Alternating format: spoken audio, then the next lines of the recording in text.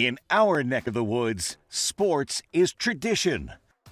Sports is passion. Sports is family. Sports is fun. Welcome to our house. This is Southeast Sports Plus Live with Simone and Gerhard Mathangani. It is official. Another school in the SEC will be looking for a new head coach. Auburn has officially parted ways with head coach Hugh Freeze. 15-19 with the Tigers, an abysmal game Saturday offensively. Just 3 points in a loss to Kentucky. And the Hugh Freeze era is now out after 2+ seasons on the Plains. Hugh Freeze now done with another opening in the SEC. Welcome to Southeast Sports Plus. I'm Gerhard Mathangani, joined by Patrick Walsh. And this is a story that we've followed for a while as far as what Auburn was going to be able to do offensively after the win over Arkansas. And the question was, is that a sign of some good things to come, or was it a blip on the radar?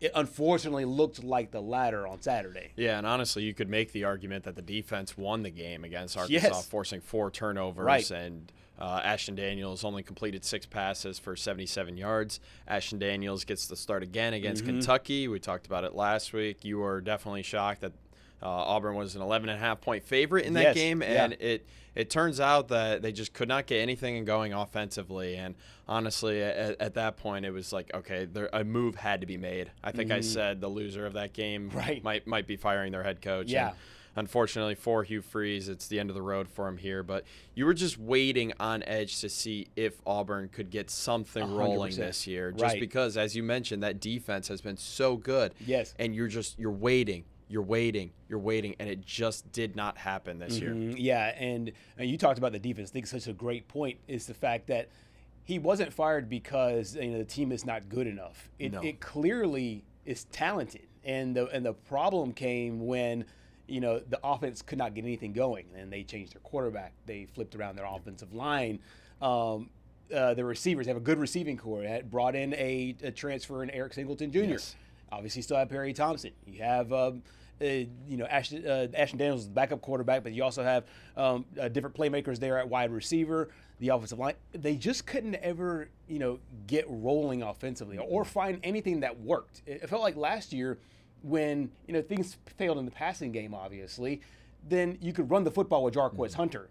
Well, this year, Damari Alston has now kicked off the football team. Jeremiah Cobb was injured for a little bit to start the season, and then he got hurt. Or then he started, got rolling a little bit.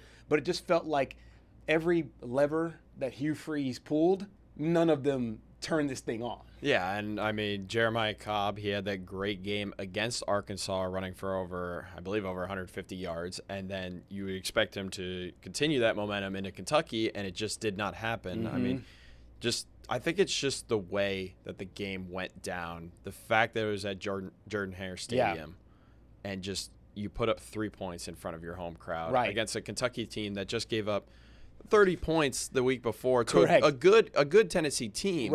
But still, the fact that it's a home game, and when the defense only allows 10 points, you got to win. You got to win those games. You just have to. Right, especially against Kentucky. And as you mentioned it, one of their weaknesses going into the game was not being able to defend against the pass. Joey Aguilar lit them up. Just about every quarterback so far has been able to light up the secondary for Kentucky, and they're just not able to get over that hump there. So this is obviously a story that we will continue to talk about and follow over the course of the next 2 hours here.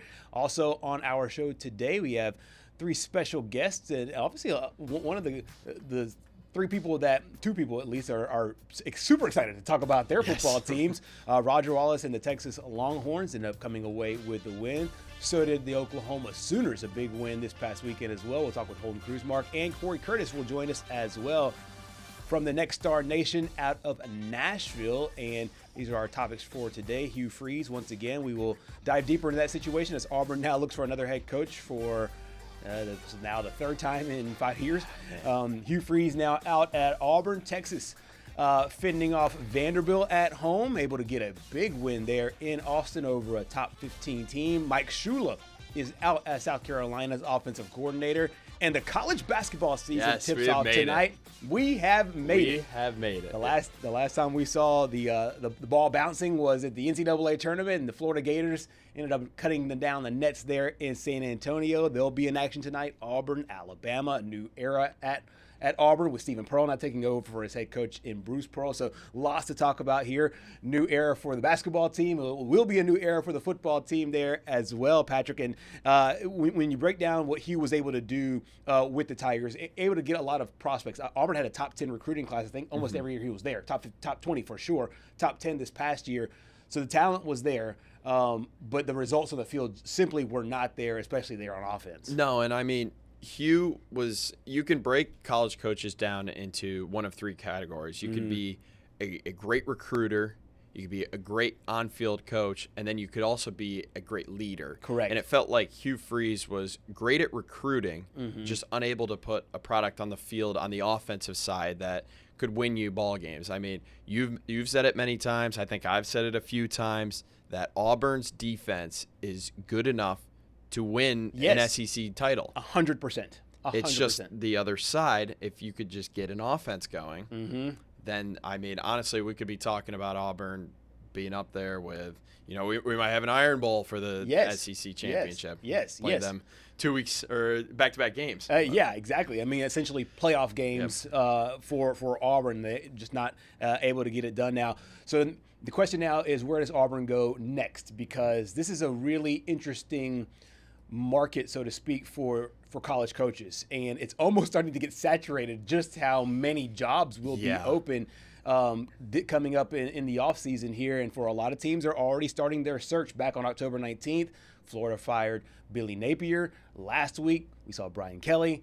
3 weeks in a row. Now it's the third week in a row.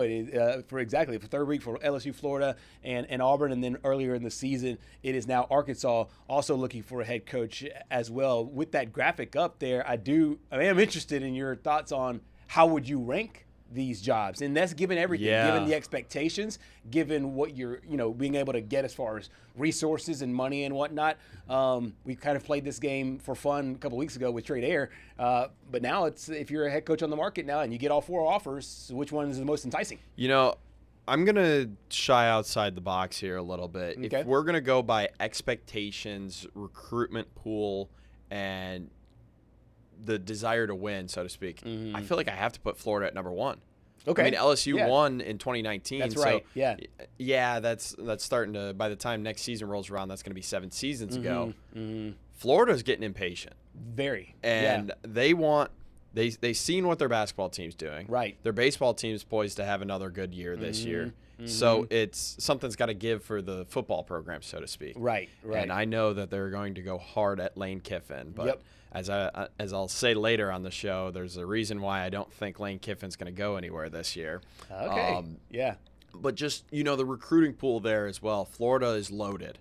Absolutely. They've got high school talent all over the place. Right. And I think I don't know if I've said this on the show before, but the fact that my Syracuse Orange are able to pluck a wide receiver basically out of your backyard means something's got to give there in Gainesville. And I think they've got to find a guy that can basically fill the culture.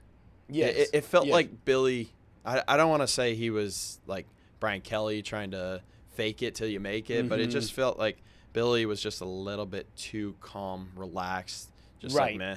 Right. And honestly, I think his stubbornness led to his firing because he just 100%. Wouldn't give up the play calling. Yep.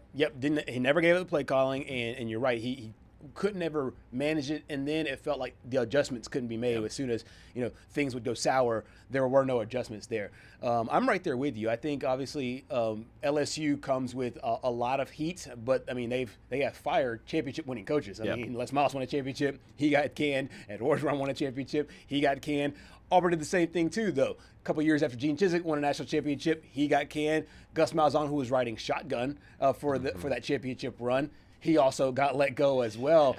Florida, you mentioned it. It's been a long time since Florida has won a championship. They have national championship aspirations. They did so with Steve Spurrier. He brought home championships. They did so with Urban Meyer. He brought championships, and they've been starving for a long time since then.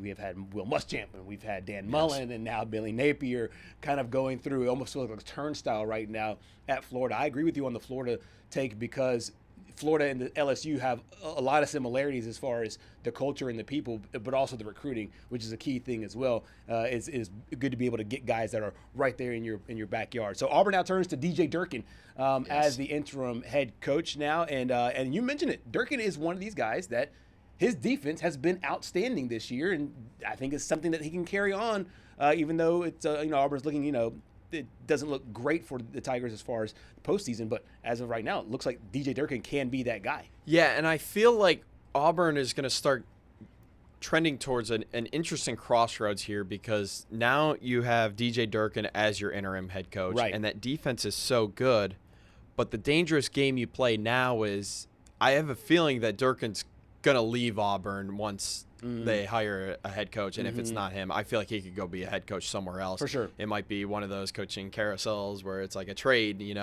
let's say, for example, Auburn hires John Summerall. Right. And then DJ Durkin goes over to Tulane. So that's just the one thing I feel like Tiger fans have to be a little bit concerned about is, yeah, you've had a great defense under him, but is he going to stay or is he going to try to make that jump again? I know things didn't really work out for him up in Maryland, right, but I bet you he wants another crack at it. For sure. He wants that rehab. And I think Auburn was here before a couple of years ago when Auburn finally got rid of Brian Harsin. Yes. They brought in Cadillac. Cadillac had obviously he's got a different relationship with Auburn than DJ Durkin does because Durkin's only been a coach there. But Cadillac was a former player, won that Texas A&M game. There was a lot of love for him, but I think a lot of people thought, okay, he's not ready for an SEC head coaching job. He did a great job filling in and, obviously reinvigorated the fan base. Right.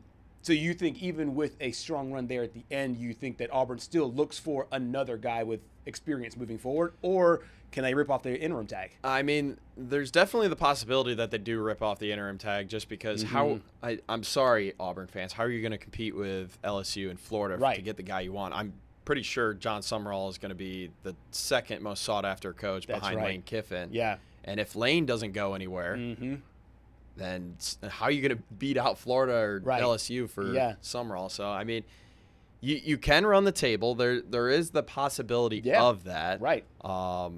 But it's just, do you want a defensive coach when the main problem has been your offense? Has been offense, exactly. And you'll take a situation where if, let's just say there's a genius offensive mind that's there, then maybe that does work out. But I'm right there with you. But, yeah, you're right. Auburn's road, if they are to pull up some big wins here, it would be interesting because they're at Vandy this week. Then they play at home against Mercer and then host Alabama, of course, in the Iron Bowl. So there are some kind of gettable games as far as like the Tigers want to think about, but they're 4-5 overall, so they still have to win a couple games in order to be bowl eligible. Now I think with a 5-7 record, you still have you have to cross your fingers that everything works out as far as with the NCAA to be able to go to a bowl game. But the guy that will be making the decision moving forward for the Auburn Tigers is John Cohen. And Cohen's obviously came from Mississippi State. He knows the SEC really well, but this is probably, we saw what happened at LSU. This is probably his biggest decision. Yeah, I mean, at this point, as you mentioned, we saw what happened at LSU and the governor stepping in to give his comments about the whole situation. But I mean, this is a major point in John Cohen's career here. Right. I mean, he just had Stephen Pearl. It felt like that was like the changing of the guard was slowly happening towards the end of last season. Now it's boom or bust for him because Auburn is presumably going to have a good men's basketball team this year. They'll probably it's expected that there will be some regression, losing all of those seniors, but there's also some hope that Todd Pettiford grows into a bigger role. But now with this program, the fan base is dying. Oh, absolutely. For some success. Yes, no question. This is a major decision. No question. And the AD picking a head coach, as you said, is always the biggest thing, especially in the money-making sport of football. Cohen spoke just moments ago at Auburn. Here he was on the decision. And, of course, with the new portal period coming up that was just changed recently, I think that is a consideration as well, but certainly as close to following our last game as possible is ideal. But are candidates that you're talking to still playing at that time? What are they playing for? Are they in the CFP? Are they in a bowl? I would assume that every single candidate that we're going to speak to outside of this building is going to be in that situation. So we're going to work as quickly as we possibly can to try and get it done as quickly after the Iron Bowl as possible. It was just the general inefficiency of our offense, especially in fourth quarters. I think you find out a lot about your team, and when you watch a fourth quarter offense, are they going to attack the game and say, we're down a score, we're going to get this done? For whatever reason, that was not happening offensively during the course of the season, and that was something that was noticeable. Everybody in this room noticed that, and that's something that's got to change, and it's got to change quickly. So there's John Cohen. He will make the decision on who will be the next head coach, but he talked a lot about the Auburn offense and what led to the decision of firing head coach Hugh Freeze. DJ Durkin will take over as the interim coach as the Auburn Tigers head over to Vanderbilt for their first game in the DJ Durkin era, looking to close out the season on a strong note. Stay with us here on Southeast Sports Plus. We head out to Austin, Texas, talk some Longhorns football with our good friend Roger Wallace.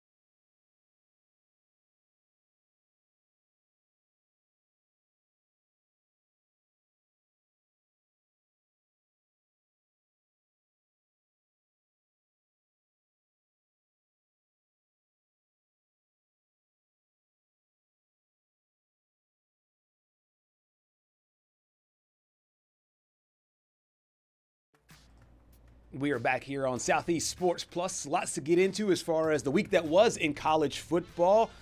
Lots of great results. I think one of the most interesting results here, Patrick, was over in Austin. We had a top 25 matchup with Texas going up against Vanderbilt, kind of a litmus test, so to speak, for the Texas Longhorns after kind of a slower start towards the beginning of the season at least. And we got our friend Roger Wallace on the line with us here. Roger, a big lead for Texas here in this one. I think a lot of people were shocked, and then held off a really strong run by the Commodores, 34-31, the final. What'd you make of not only Archer's performance, but the Longhorns in general getting a big win over a top 10 team?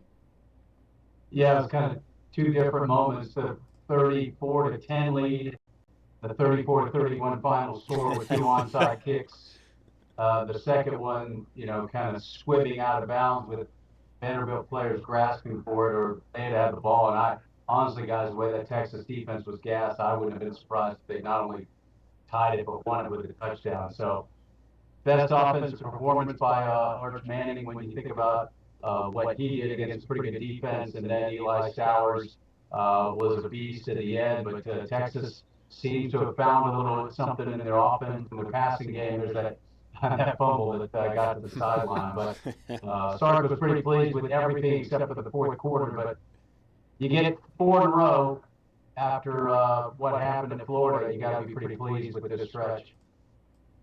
Absolutely. For this offense, I think I was very, very impressed with the play of not only the wide receiving core, but also with the play of Arch Manning specifically. Came back from a concussion. I don't know how much he practiced, and maybe you can lend some insight on that. But what did you make of Arch Manning in the performance at home, and maybe the confidence that gives him as they move forward? Looks like a different quarterback, guys. When you think about some of the early season games and some of the misfires, to me, that's the biggest thing.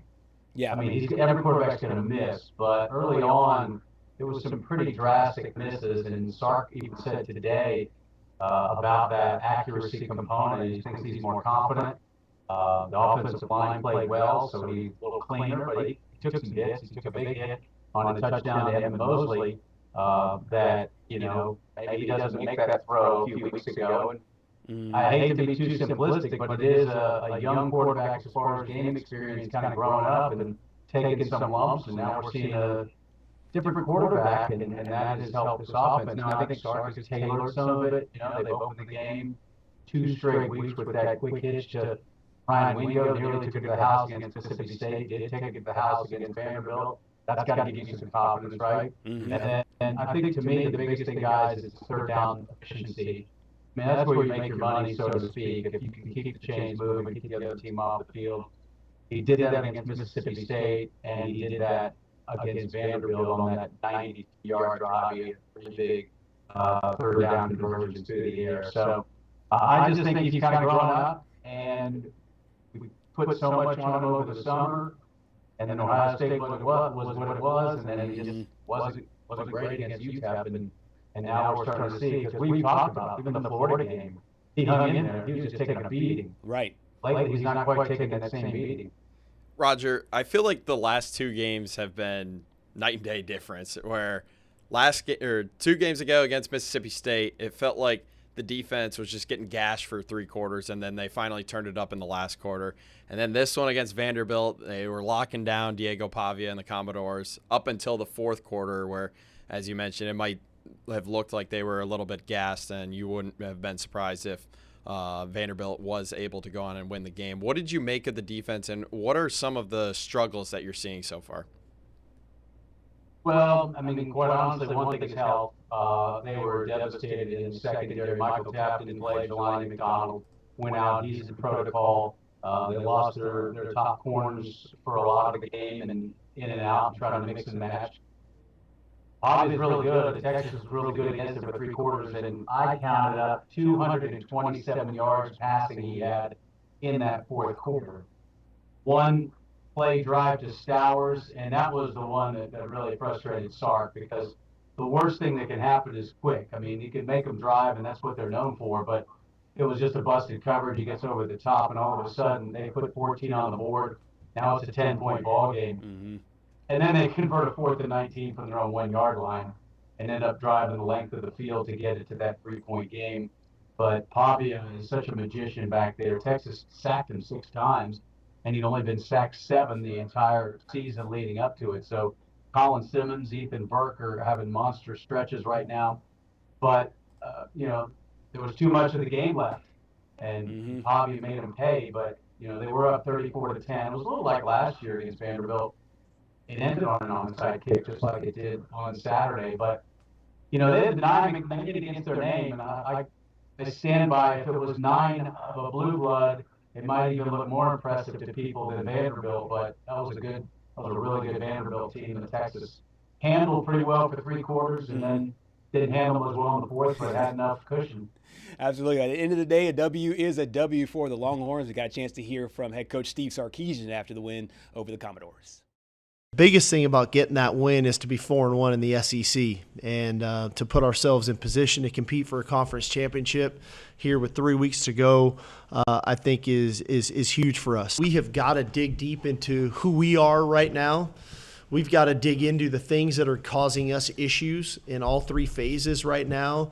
We got to look at how people are attacking us in all three phases right now, and we got to be forward thinkers, right? And what are people going to do when they look at our tape, and how are they going to try to attack us? And we got to make sure that we've got enough, tools in our toolbox to combat that stuff. And so, as much as it is, I want to get a head start on Georgia. We got to look at ourselves first.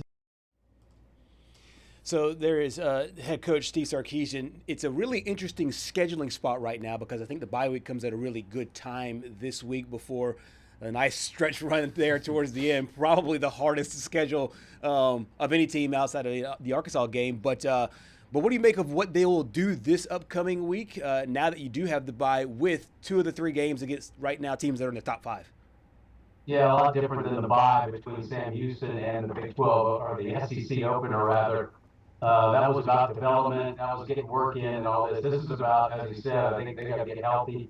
They'll do some work, but the young guys, the guys that maybe are on the verge of deciding to redshirt, or special teams guys primarily will get a lot of reps, and then they'll get into Georgia. You kind of into the part of the season now where it's the reps to get ready for a ball game and knowing exactly what you want to do, and in Sark's mind, knowing exactly what he wants to do against Georgia. Then at this point, developing is a little more difficult this late in the season, but just to get it fresh, get the work you need in against the Georgia team that, last year that was their Achilles. They came in here, beat them with Gunnar Stockton coming into the second half. Texas had the lead, and they get Carson back out of the game and still couldn't hang on. So might be a little bit of a bulldog in the Longhorns' heads, too, that they have to get over.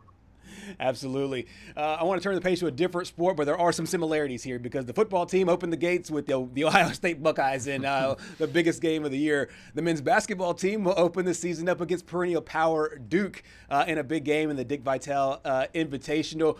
From what you've seen and what you've heard so far from this Texas basketball team, what do you expect this year, and what do you think about that opener against John Shire and the Blue Devils? Yeah, Sean Miller said probably wake up on Tuesday morning going, what in the world are we doing playing Duke in Charlotte over the season?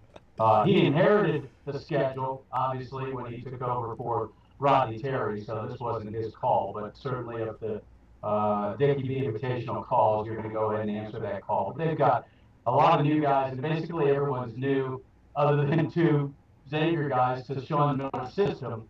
So it's not like the guys that are veterans. They're veterans to wearing the burnt orange, but they're not veterans to playing in this system of Sean Miller. So he said this is going to look a lot different down the road than it's going to look right off the bat. So, it's going to be rough to open against Duke no matter when it is and where it is.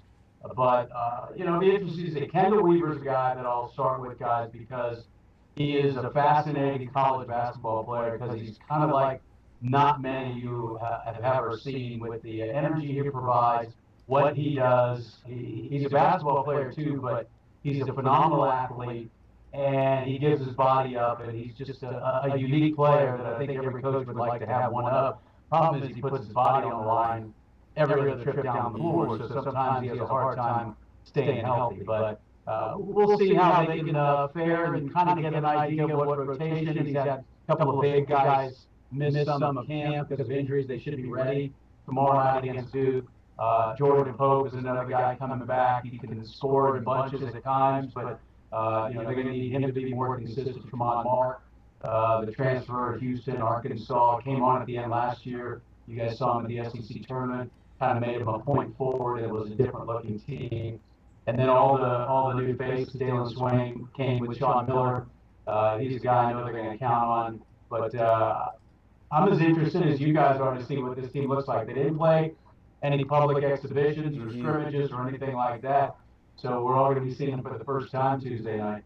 Roger, I guess that kind of answers my question because I was going to ask, what is a realistic projection for this team? Because, I mean, as we all saw, the SEC sent an unprecedented amount of teams to the NCAA tournament, and obviously Sean Miller made the tournament with Xavier. So I guess what can we expect? What is a realistic projection for this team this year? Well, they were picked 9th, so 9th gets them in probably, right? Yeah. So I would say if they can get 9, 10, 11 conference wins, I could be way off. Again, I'm blind going into this as far as how you project all these transfers coming in with a new head coach. It's one thing if, a new head coach comes in, he's got a core of 6 or 7 guys, and then he brings in 3 or 4 of his own, but it's kind of the opposite. He's got a core of 3 or 4, and he's bringing in 8 or 9. So I would say anything above 500 in the SEC is pretty good, and that's going to get you a berth in the tournament. Absolutely. So there's a nice reprieve there. I don't know if they did this on purpose, where the football team is off for a week and then the basketball team opens the season against the Duke Blue Devils. But it's a great scheduling spot if you're a fan of Texas athletics. Roger, thank you so much for joining us here on Southeast Sports Plus.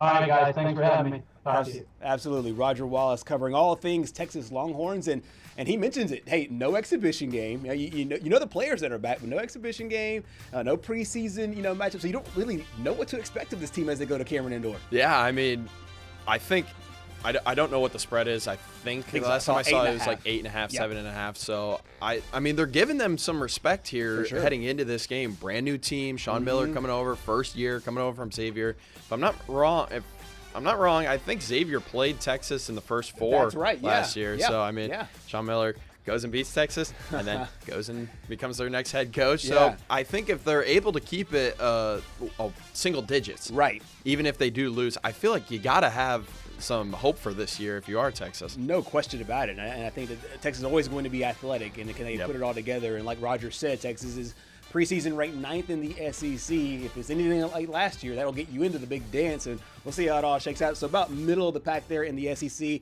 They'll open the season up against the Duke Blue Devils. That is a Dick Vitale Invitational. That's great for a lot of different reasons.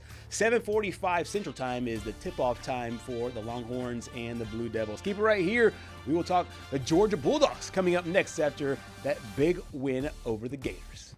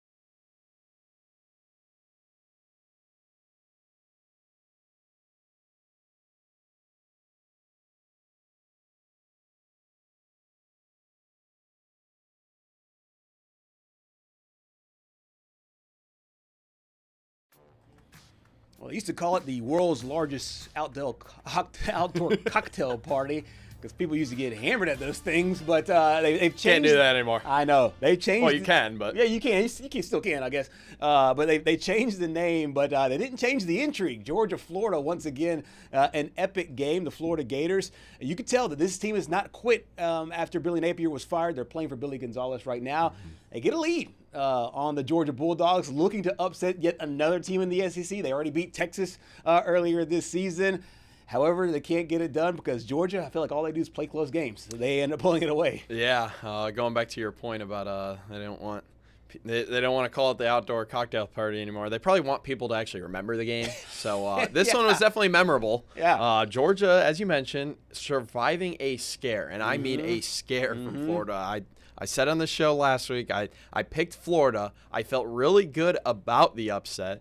And honestly, you could make the argument that Florida should have won that game. Right. But I just think the inexperience from Billy Gonzalez kind of showed itself a little bit. And Georgia, I mean, you would much rather be a second-half team than a first-half team. Right. And you just mentioned to me in the break, 4 come-from-behind victories when they were trailing in the fourth quarter, just unreal. They find a way to win. They just and do. That's all you need to do in this league. Right, exactly. And I feel like it's almost the antithesis of Auburn. Auburn, they don't play great, and they can't find whatever it takes to get them over the hump. Yeah. I feel like Georgia, when they don't play great, they just find ways to get over the hump. Now, I still find myself asking a question here, and I don't know if you do the same, thinking like, what is this team? Because Alabama, for example, Alabama has an identity. They play very efficient football. They don't turn the football over. Ty Simpson is a critical key playmaker. They have weapons on the outside. They play good defense. That is an attacking style defense. They take the ball away. Texas A&M, led by Marcel Reed, good in every phase. The defense is outstanding, and Marcel Reed is excellent. I feel like when you take the upper echelon of the SEC, Ole Miss. When I think Ole Miss, I think Lane Kiffin. Yeah. Whether it was Austin Simmons, whether it's now Trinidad Chambliss, it's an offensive-led team. They can run the football as well. They have nice weapons on the outside. Defense, maybe sometimes a little suspect. Georgia, I'm still figuring out what they are. I'm like, obviously they got a veteran quarterback, a good offense, a good running game. The defense is kind of, they look good one week, they don't look good the next week. I'm still trying to figure out what this team is. You know, I think it's hilarious that you can't figure out who Georgia is. Right. Yet you go up, I don't know how far it is, 100 miles down the road to Atlanta. You can't figure out what the Atlanta Falcons are either. Right, So it's exactly. like a Georgia-wide problem. And then Georgia Tech wants to lose to NC State and just tank their own college football playoff hopes. But I think we might need to have a little bit of a conversation like, hey, is there cause for concern with this Georgia team? I know they're ranked 5th right now in the AP poll. This is the last week where the AP poll actually means something. Correct, yeah. After the College Football Playoff Committee rankings come out tomorrow night. But as you can see, 3 straight games decided by 1 or 2 possessions, the 2-possession one coming against Auburn on the Plains. I think the thing about this team that kind of concerns me is Kirby Smart alluded to his team like it's like a heavyweight fight. And they're just going to give you jab, jab, jab. And then they're going to wear you down until the fourth quarter, and they'll continue the jabs.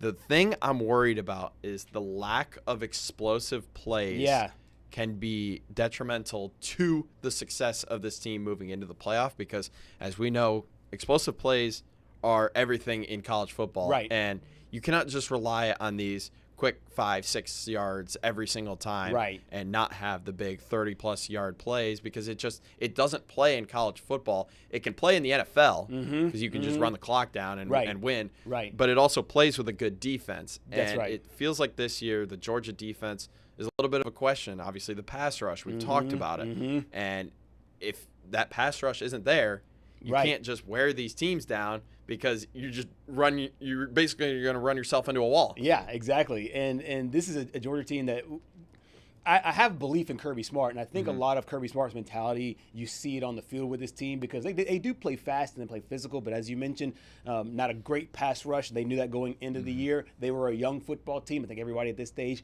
8 games in, you grow into your role, and so even a young team is now more seasoned and more mature going into the year. But yeah, I do feel like this is a team that is somewhat playing with fire in the sense of the way that they are playing, and you wonder if they're going to get got, so to speak, moving forward with this football team. But they play with a mental toughness that you can tell. I mean, it just shows up. It showed up in the Ole Miss game. It showed up in the Kentucky game. It showed up on Saturday against the Florida Gators as well. And also I do feel like, with Georgia, it'll be interesting to see where the committee does slot them, because you have 8 games to go on so far. We know what the AP poll says, but the AP poll, largely, if you don't lose, you either maintain your spot or whatever.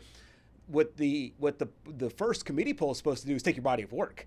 And so I wonder how they will judge Georgia's body of work compared to some of the other teams, compared to teams that they are behind in the polls, for example. How does it compare to Oregon's body of work and other teams that are the upper echelon of college football? Yeah, I think there was no change in the top 6 of the AP poll this week. Right, I think it's for the second straight week now. And Georgia sits at number 5. I have a feeling Georgia's definitely not a first-round bye team, in my opinion. No. Honestly, if the SEC is going to get 2 first-round byes. That's just my opinion. Right. And I honestly think it's both teams that make the SEC championship game, because Texas A&M definitely deserves a bye. For sure. And then the second team that deserves a bye is Alabama, as long as the Tide don't lose again until maybe the SEC championship. In my opinion, you cannot make an argument. You definitely can't make an argument that Georgia's better than Alabama, because Alabama beat them exactly head-to-head, in Athens. Georgia is a number 6 team to me. I think Oregon jumps them. Yeah. And I was actually going to do like a thought experiment here. Let's take all the one-loss teams and rank them, because Alabama and Georgia, obviously, like you said, they've played. Alabama beat Georgia. Yes. Alabama also has a loss of the year. So I'll take Alabama out. Let's just say Alabama is the best one-loss team by merit. Who is the next best one-loss team? You have Georgia, Oregon, Ole Miss, Texas Tech, Virginia, Louisville. All these teams that I just mentioned are in the top 15. Yeah. I would think maybe not as bad as Virginia, but I would think they're probably not better than Oregon. I know they beat Ole Miss, head-to-head. Did not look great in that game. And I think if you've played that game 10 times, Ole Miss will get a few of those. And I feel it's going to be very interesting where the committee slots them looking at their resume. I think you've got to go Oregon over Georgia. Georgia's a close second right behind. Right. And then Ole Miss is an even closer second right behind. Right. And then you've got to go. I'm sorry, ACC. I mean, Louisville and Virginia, they're going to make it. Right. My projection right now is I think Louisville will play Ole Miss in round 1, and I don't know where Virginia. I think Virginia will play Georgia in round 1. Yeah. So do you think that you said the SEC will have 2 teams get that first round bye? Yes. Georgia can be one of them, obviously, if they end up winning out, because they'll have a good resume. Obviously, you need some help from Texas A&M and Alabama. But do you think both the power conferences get 2 in, as in Ohio State and Indiana will represent those 2, and the SEC gets 2? Or do you think it's maybe like an Oregon or somebody else will slip in there to break it up a little bit? You're saying in the top 5? Or in the top 4? In the top 4, yeah. So here's my take on who's getting the first round bye. You have to go Alabama, Texas A&M. That's just my opinion. Right. I think the SEC is definitely getting 2. Yeah. We learned this the hard way last year. You can't just give it to conference champions. Then you go Ohio State. Ohio State's going to be the number 1 overall. Yes. But yeah. Texas Tech gets the last one. Okay. In my opinion, Texas Tech, and it's going to come down to this week's game against BYU. That's right. Yeah. But the winner of that game is better than the ACC champion in my book. No because question. Carson Beck just went back to his Georgia ways. Can't stop throwing interceptions.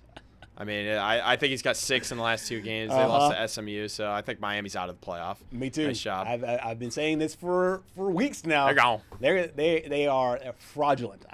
Fraudulent. I was telling them for weeks.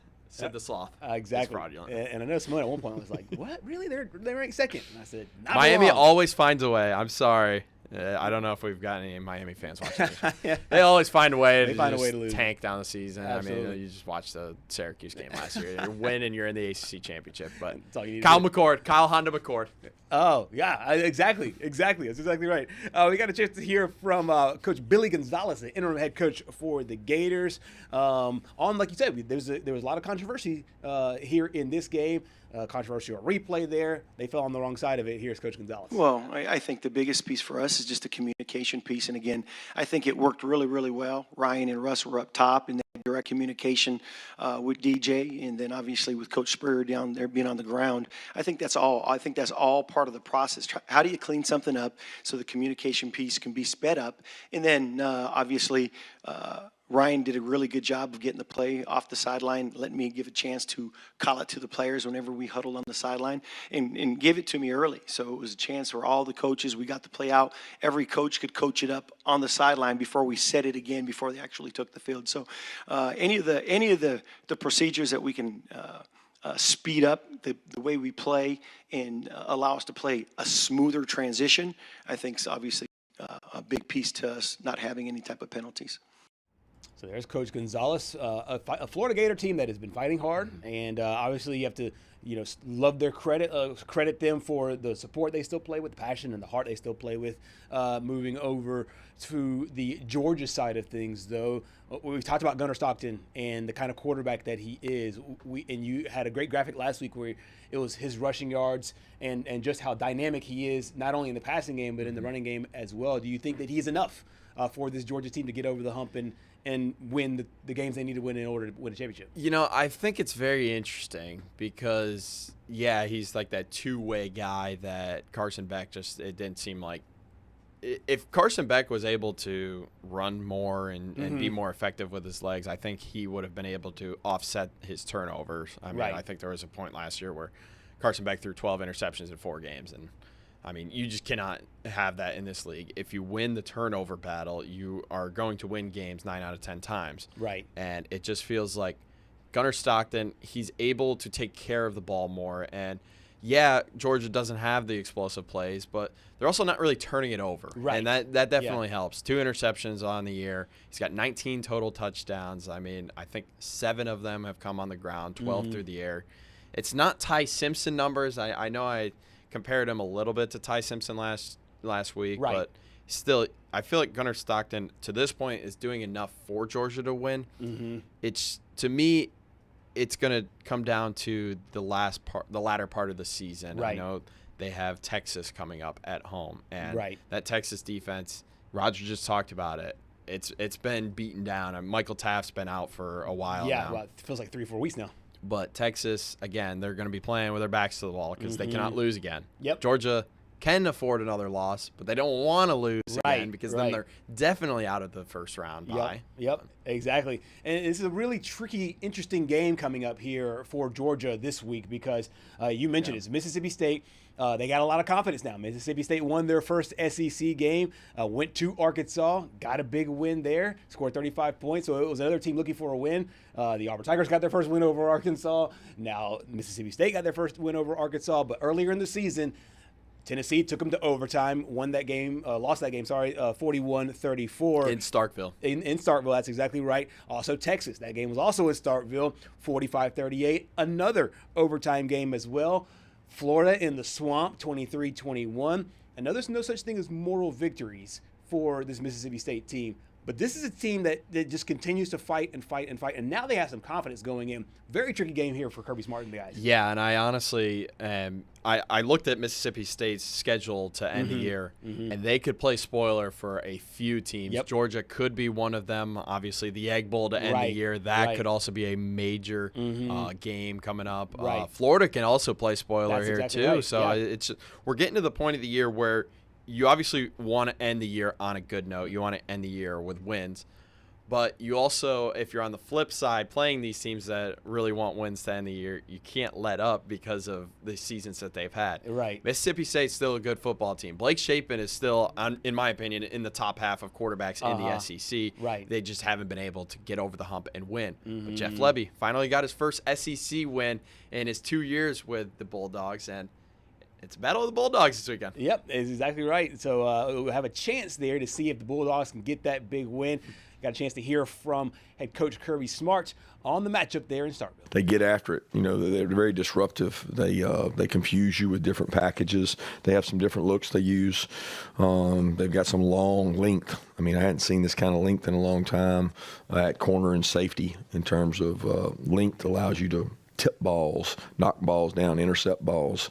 They are very lengthy and can get balls down and create havoc through what they do. But they've done a really good job this year creating those turnovers. I mean, they're plus in the margin, and anytime you're plus in the margin in our league, that's winning because it's a really competitive league in terms of turnovers. So that's Georgia, Mississippi State, Battle of the Bulldogs. That game is in Starkville. Really interesting line. Just saw it. Opened 8.5. It's now down to 7.5. So a lot of money's coming in on Mississippi State. Could be a telltale sign of what is to go on this week. The odds makers expecting yet another close game there in Starkville. Coming up next here on Southeast Sports Plus, we talk about the latest top 25 poll, the AP poll, the last time it matters. That's more next.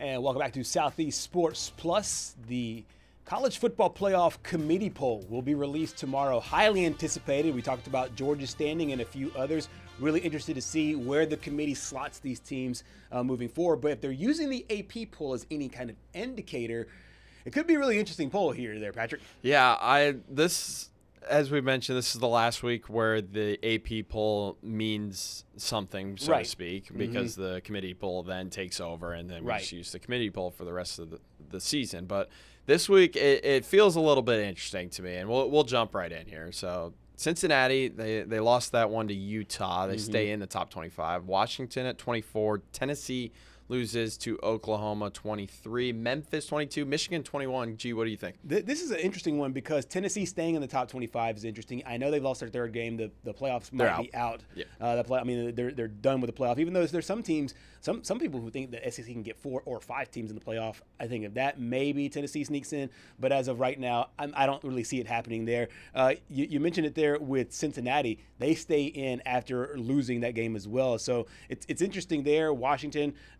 It'll be interesting to see, how they finish out the season. Not ranked last week, now in the top 25 this week. Yeah, moving along here, top 20 here. USC, Mizzou, Miami, Florida, after losing to SMU, stays in the top 20. Utah, and then Georgia Tech after that tough loss to NC State. Yeah, Utah bumping up 7 spots, but I cannot get over one egregious thing on the top 50 or the top 20 here. How the Miami Hurricanes are still ranked is ridiculous. It is ridiculous. It was ridiculous when they were the number 2 team, and not to toot my own horn, but I've been saying since the season started, it's the most fraudulent number 2 team in the entire country. They have lost 2 games in embarrassing fashion, and here we are again, still in the top 20. I don't know. I saw something. I can't take credit for this, but I saw something that was like Mario Christofrod with this team. But I don't know how Miami gets punished down 8 spots and Utah only up 7. I'm more disappointed with Miami's loss than I am with Utah's win. Look, I think Miami's out of the college football playoff even if they do win out. Yes, I don't think a 2-loss ACC team is going to get in over a 2-loss SEC team. I mean, it's just the truth. The SEC top to bottom. Like, you cannot tell me that Arkansas is better or Arkansas is worse than like Boston College. Right. Like, right. You just can't. Exactly. Or Syracuse. Right. I still think Syracuse could beat Arkansas. Or Arkansas could beat Syracuse. Could beat Syracuse, yeah. 100% there. So Georgia Tech also there in that top 20 as well. Inside the top 15, we see where the AP did not really punish Vanderbilt too much after that loss. Their first, rightfully so. Exactly, I think so as well. They slide down 6 spots there to number 15. Louisville, Texas, Virginia. We talked about those 2 ACC teams. Texas now moving up 7 spots, one of the big jumpers in the poll. And Oklahoma also moving up 7 spots inside the top 15. What sticks out? I think Texas and Oklahoma both moving up, but Oklahoma's going to need some help here. They've got to win out, and they need Texas to lose to Texas A&M at the end of the season to make it. Yeah, both teams really still have a really hard schedule coming up. Oklahoma still has to play Alabama. We know Texas' schedule. We talked about that with Roger. Inside the top 10 now, not a whole lot of change overall. Notre Dame up 2 spots. Texas Tech up 4 spots there to number 9. BYU, you mentioned it. Texas Tech, BYU, they play this week. Big so that's one. A huge monster game. And then Ole Miss and Oregon, we talked about those, which was the best one-loss team of those 2 there. And no change for, once again, I think the 3rd or 4th week in a row inside the top 5. Ohio State, Indiana, A&M, Bama there, and Georgia. In Patrick's poll, is the top 5 that top 5? Yeah, I think that's the correct top 5, but I just want to mention before we go into the break here, I think this was a big week for the SEC this past weekend with those ACC teams, Georgia Tech losing. And I just think that's going to be huge as we go into the latter part of this year. No question about it. Stay with us here. Hour number 2 of Southeast Sports Plus continues after the break.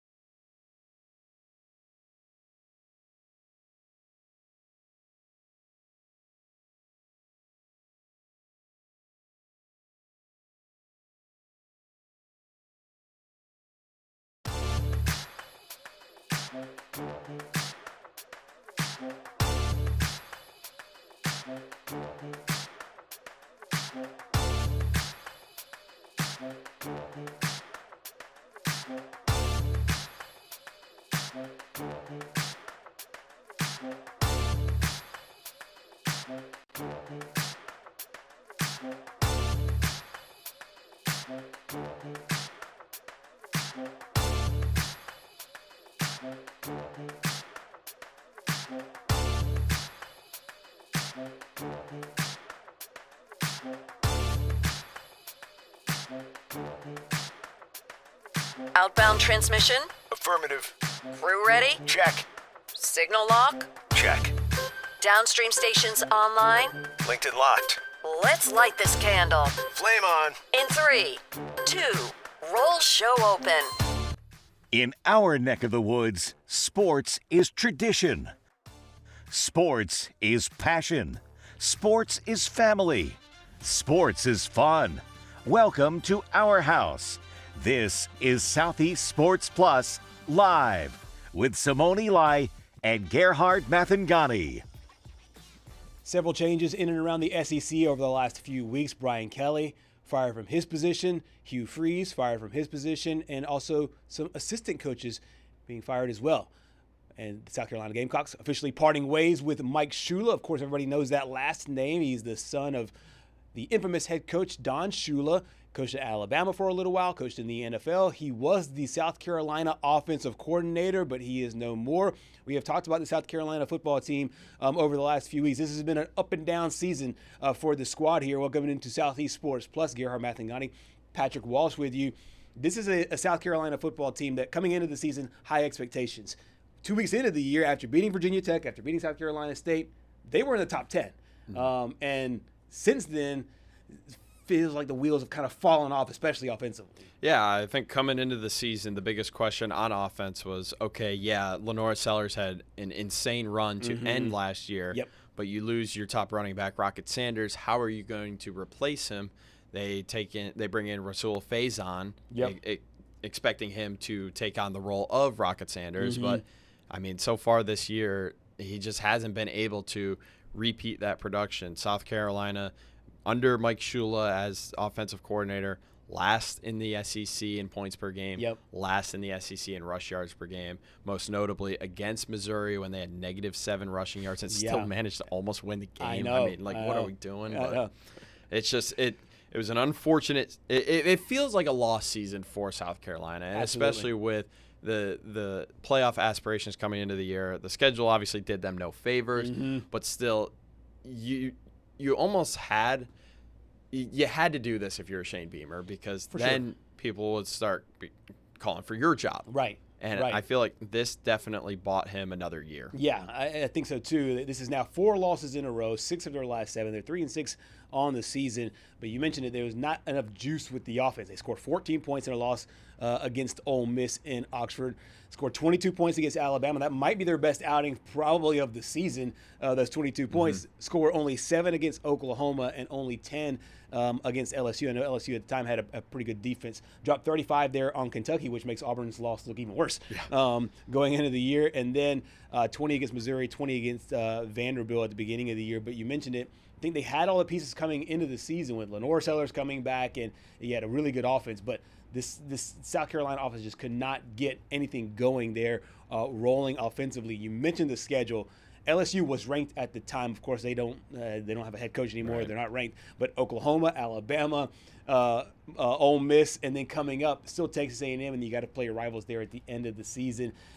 So do you think that this is more of a, hey, this offense wasn't firing as much, or hey, somebody had to go just because the change was needed because it's not working, kind of like what we saw at Auburn? I think it's a mix of both. I know South Carolina made the change, offensive line coach earlier in the year. Right. And it just felt like as the season went on, I mean, Mike Shula is a great offensive mind. It just feels like he brought in Shula to be the offensive coordinator to call plays in the offseason. Right. And he wanted to run a pro-style offense. And I just don't think that really fit Lenora Sellers, because it just feels like we haven't seen the Lenore Sellers that we saw last year. That's exactly right. Right. We're not seeing that progression, and I think that's what you want to see out of all the, especially young talented players. But I mean, keep in mind this is a guy that was projected to be a top first round pick this year, and he just has not played like it at all. So I'd expect him. If I were Lenore Sellers, I would probably come back next year to at least the NCAA, maybe transfer, try to get a different look. But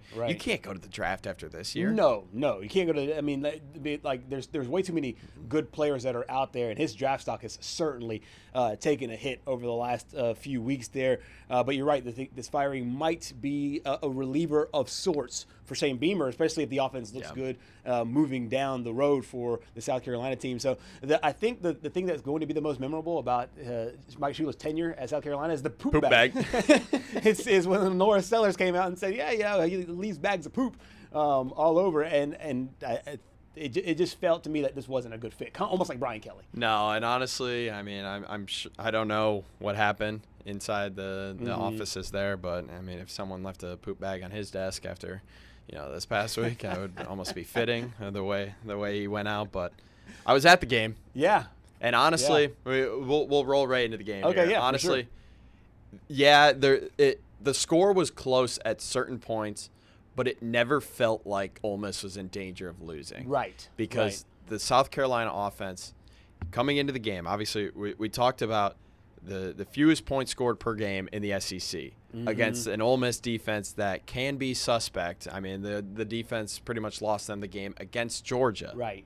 The fact that you got sacked 6 times, threw a couple of interceptions, but I think one of them was real late in the game. He was just trying to make something happen. It's the 6 sacks really shocks me because Lenore Sellers is a mobile quarterback, and it just looked like he just wasn't able to escape and get out in the open. I mean, Ole Miss gifted South Carolina 7 points early in the game on a muff punt. Yes, that's right. Yep. And then South Carolina gifted Ole Miss 7 punts on a muff punt later in the game. Yep. But outside of that, there was one 50-yard bomb to I don't remember who it was. I don't think it was Nick Harbor. They just couldn't get anything going against a defense that just hasn't been great this year. Yeah. And that's just a shocking thing for me and something that definitely had to change. Yeah, exactly. And so now we see the remnants of it. We'll see where they go from here. But this comes at a good time because you have a bye week to try to get yourselves, a little bit better before the stretch run towards the end of the season. There you see the schedule. It gets no easier as Texas A&M is next on deck, going to College Station, and then Coastal Carolina, the game right before their arch rival with the Clemson Tigers. Both teams just having a ridiculously bad year. Yeah. Vis-a-vis their expectations going into this football season. We got a chance to hear from head coach Shane Beamer on the special teams and a lack of a running game. Yeah, disappointing. I mean, we made some on special teams, but that's not been like us. Again, give them credit. They made some plays there, and we've been really good at covering kicks, and not really sure what happened on that one that we let that ball get outside, but they made some plays. They got good players, and we've been a lot better than that on special teams. Need to be better. I mean, they're good up front. Those 2 tackles are a handful. The 2 guys in the middle, I mean, they're 2 of the better defensive tackles in this league. But we needed to, run the ball better than what we did. Had chance. We popped a couple runs in there and had some good things going, and we should have been able to run the ball a little bit better than what we did tonight. It's not all negative here on Southeast Sports Plus because South Carolina, they made the news firing their head coach, or firing their offensive coordinator, I should say. But on the other side of this is another big win for Lane Kiffin and Ole Miss, another kind of staple game where, you don't play your best, but you still get a W, and that's huge for the SEC. I said earlier on the show there was a reason why I don't think Lane Kiffin is going anywhere, and with every win, it just solidifies my point because the Ole Miss Rebels should be a college football playoff team, and they should host round 1, barring something absolutely insane. I know they play Citadel this week. There's a Week 12 matchup that, honestly, I think the entire college football world, I would be shocked. I'd honestly be shocked if College Game Day didn't go to Oxford for the Ole Miss Florida game because, as we know in the college football world, Lane Kiffin to Florida, it feels like everyone wants that to happen, and I think with each win, it just makes it harder and harder for him to leave because if you make the college football playoff, you aren't that. I don't know when round 1 is this year. It's presumably early December. Right, yeah, usually early to mid-December. I'll pull up the official schedule. How can you make an accurate projection for your team and be able to analyze, hey, we need this, hey, we need that, in less than a month before the transfer portal opens up? Correct.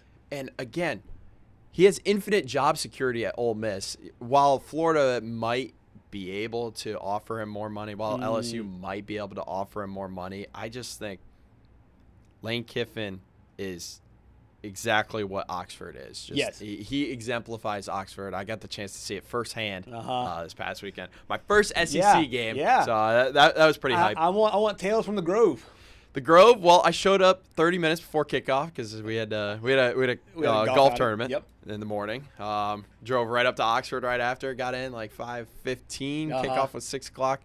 The Grove was a little interesting. I haven't really seen anything like that. Yeah.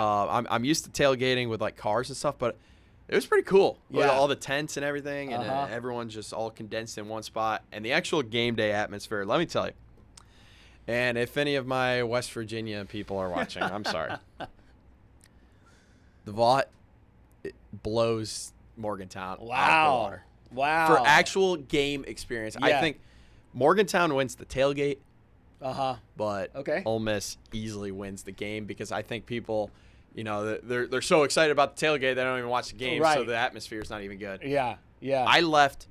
I think my ears were like crackling the whole game because it was so loud. And that is Ole Miss, South Carolina. That's not the Egg Bowl. That's not a marquee matchup. That's not the Ole Miss Georgia game. But yeah, and we knew that going into it, you'd obviously get a taste there of the SEC. As from an atmospheric perspective, obviously, it is what it is. And I think a lot of people would agree with you about the tailgate. Obviously tailgate at West Virginia, they're completely different kinds of tailgates. I mean, they're totally opposite kinds of tailgates. A really interesting scenario when it comes to that. But now it just popped to my head. You went to those two stadiums back-to-back weeks, right? Yes. Yeah. So I was just in Morgantown 2 weeks ago. Yeah. I mean, that was the game 2 weeks ago. Yes, West Virginia's not having a good year. Got a big win Saturday. They did get a big win. So I mean, I think there might be something building there. Rich Rod might still have it, but one thing I will say is the Vaught needs to be renovated. One, they need to add more seating. Two, they need to add more stairs because that was a nightmare going up and down. The only reason why I was in the student section was because my friend from high school was there, so I went to go visit him. And the fact that you have one staircase for the entire student section is a little bit ridiculous. And crazy. It's like it's 4 feet wide, and then you've got the pole in the middle, and it's 4 feet wide on the other side. I don't know how many students they could fit in the student section. I want to say like 10,000. Yeah, that sounds. And I think it's new this year because he was telling me that they just cut off the student section from the rest of the stadium. So I wonder if that's a little bit interesting. But right. I definitely think the Vaught needs to be renovated to add more seats too because I mean, Ole Miss, something's brewing there in Oxford, and I think Lane Kiffin is right at the epicenter of it. But that atmosphere is. I mean, honestly, I'm gonna make a wild statement here. That might rival Penn State. Ooh. That might rival Penn State. Have you been to a Penn State whiteout? I have not been to a Penn State whiteout. I've been to a Penn State game, but it was pretty close to that. Absolutely. With a lot less people, too. For sure. When you do the word association with college football fans, rabid college football fans, and college football atmospheres and environments, Penn State is one of the top teams that come to mind every single year. So it is really interesting. We got a chance to hear from Lane Kiffin about the fans, Patrick included, showing up on Saturday. Yeah, I thought it was great. I thought that, like I said, the challenge kind of is like if you're going to have, I have all these things we talk about if you're going to be an elite team and things we got to do. If you're going to be elite environment, you got to get there early because that starts in warm-ups with the other team and how you feel it. And I thought when we came back out, it was really intense and looked up and it was loaded. So it's great to see. I think teams feed off that, especially defensively. You think about a lot of elite loud environments and you think over years of time, a lot of times they usually have some really good defenses. So I think defensive players especially respond to that. So it was great to see. I probably got us a penalty there at the end, because I was just excited, that we made a interception. Those don't happen a lot around here lately. And so when we did, and the student section was right there, I just told the guys to go down. I didn't tell them to jump into the stands. They did that and got the penalty. And then they were getting the penalties, so I just threw the ball up there too. I'm like, they're not going to give us 2 penalties. So, sometimes you got to have fun. Sometimes you do have to have fun. Absolutely, and Lane certainly does have a lot of that, and it's a big win. It's a huge win for Lane Kiffin. It's a huge win for this program. Coming up next for the Ole Miss Rebels, they just had their schedule up a moment ago. Citadel. That's right. And then the huge home game against Florida, which I'm going to make it my stamp of that's stamp of disapproval. I'm going to make my prediction that College Game Day will be traveling to Oxford for the Week 12 game between Florida and Ole Miss because there's so many. The storyline is just great. Yeah. But I mean, just the fact that Ole Miss this weekend was able to win when Trinidad Chambliss had an off game. Mm-hmm. Man, that guy Kewan Lacey. If the Heisman wasn't a QB-only award nowadays, I feel like he could make a severe case for it because he's just having an unreal year. Yeah, he's having a great season. That is for sure. And they'll keep rolling along. This is Trinidad Chambliss, and he's, once again, another big game for him. Didn't play well, but another big win, I should say. And that's kind of the best wins you can get as a coach, where you don't play well, so you can still, rip their behinds, but you still get the victory so you don't tank your chances to go to the college football playoff. We'll find out where Ole Miss ranks in the latest committee poll, the newest committee poll that comes out tomorrow night there. Still in the top 10 in the AP poll coming up this week. Stay with us here on Southeast Sports Plus. We'll talk some Vanderbilt football with our good friend Corey Curtis next.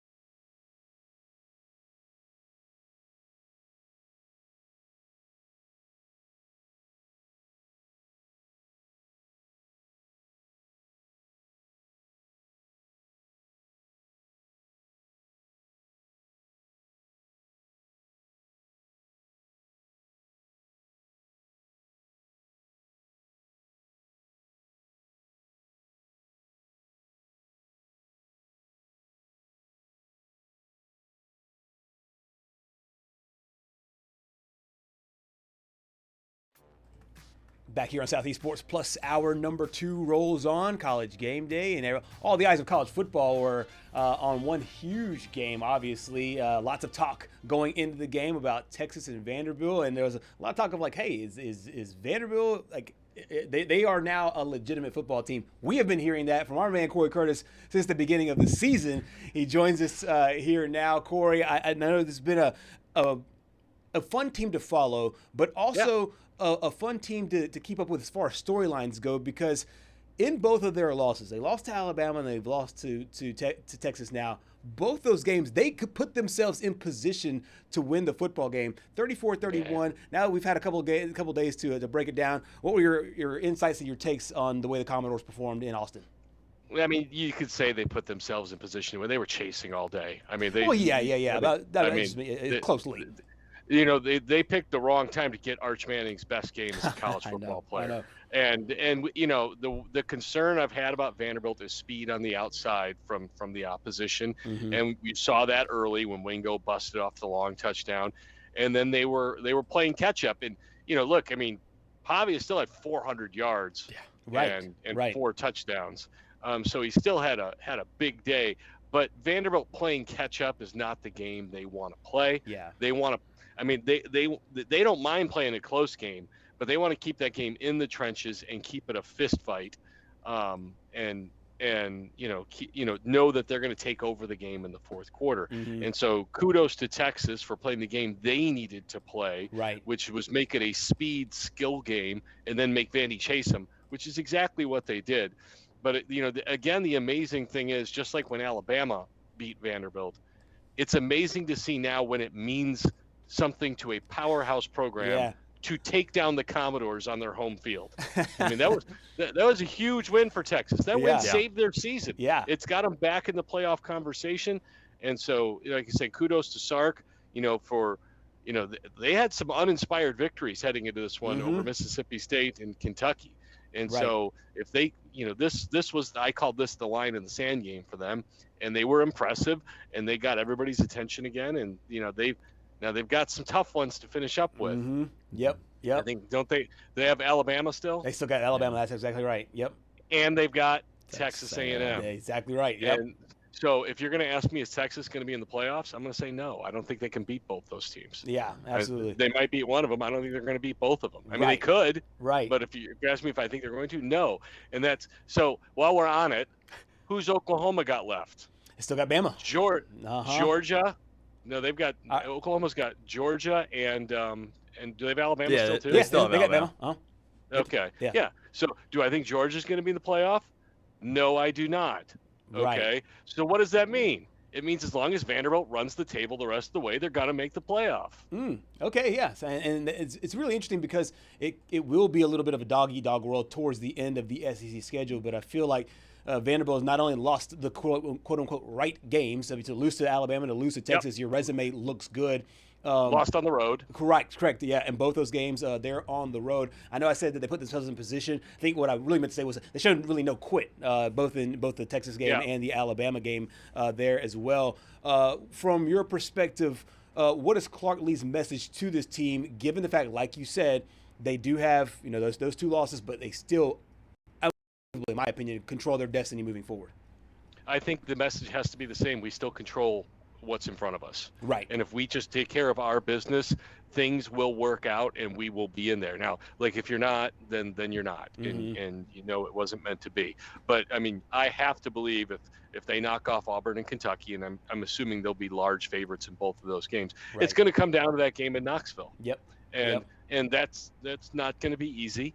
I don't know if they'll be favored in that one or not. We'll see how Tennessee responds to being basically eliminated against Oklahoma this weekend.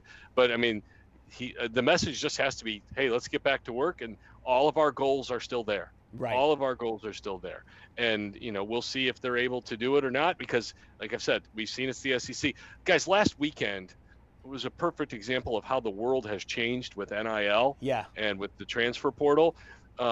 Because like I've said, the difference between the elite and the good is not as far. I mean, Houston goes down to West Virginia.